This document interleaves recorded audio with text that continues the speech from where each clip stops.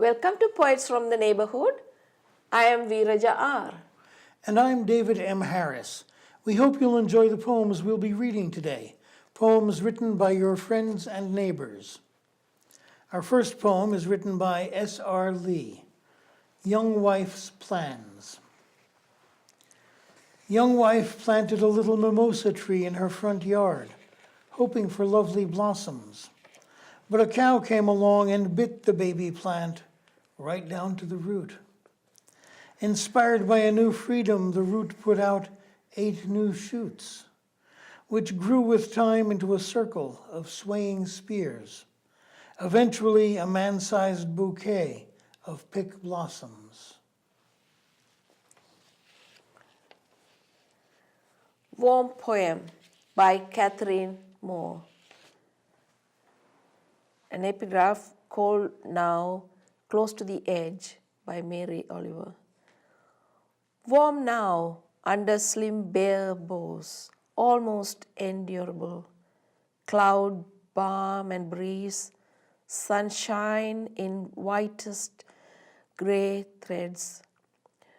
I linger over coffee on a wind-chimed morning, dreaming of hummingbirds frenzied in flight. I think of winter with its luminous edge, clear, uncluttered landscape, an outline of the world, shagged with ice.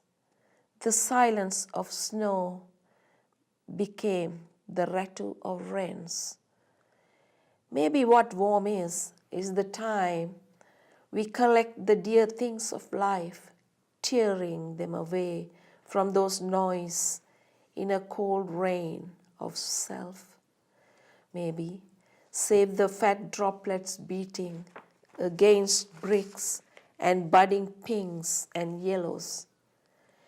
In the seasons of rains, in this measurable warmth, we grow kind yet coy. We walk as though we own each blade and bloom, gathering their gifts, cutting, leaving limbs. Our next poem is the title poem of my forthcoming chapbook, The Art of Painting a Room by David M. Harris. 1. Must you know why you are painting the room? Is this an assignment, or did you wake up and feel a need for a difference? Do you know how you want the room to look, or do you want to leave the past behind? Can you start fresh with no idea of how the room looked when someone else painted it? 2.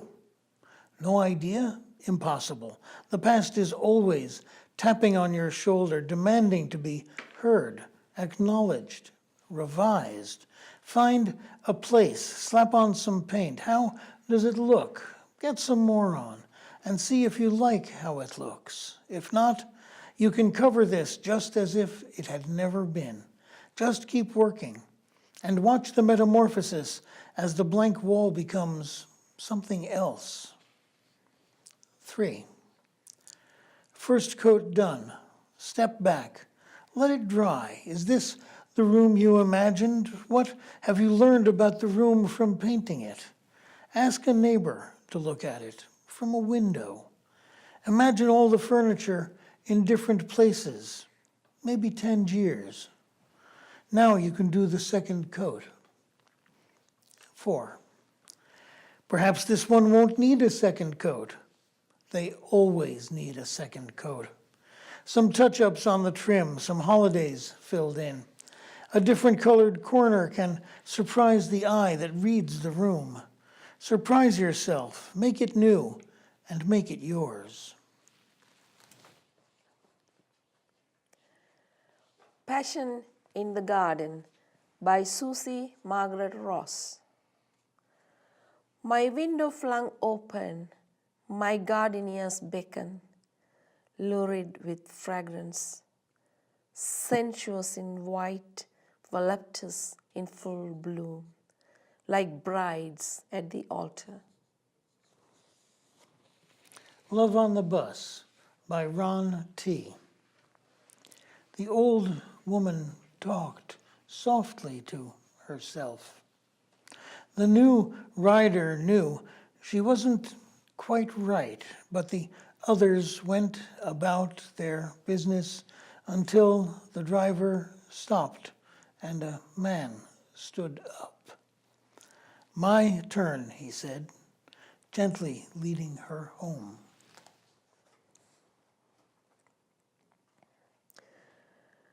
To my very own heart, a Valentine poem written by me, VeerajaR.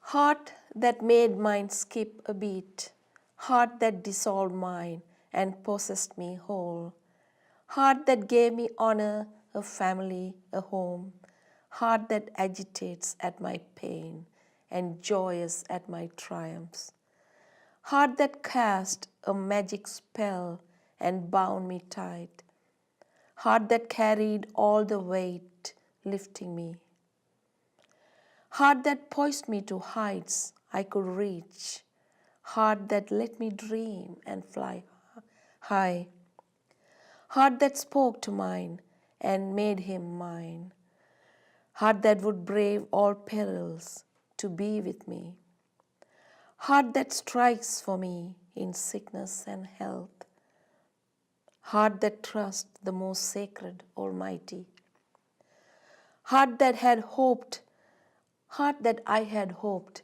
as a child, heart that I am blessed to behold, heart that will always be mine, heart that makes my life with every beat. Thank you for watching Poets from the Neighborhood. We hope you'll join us again soon.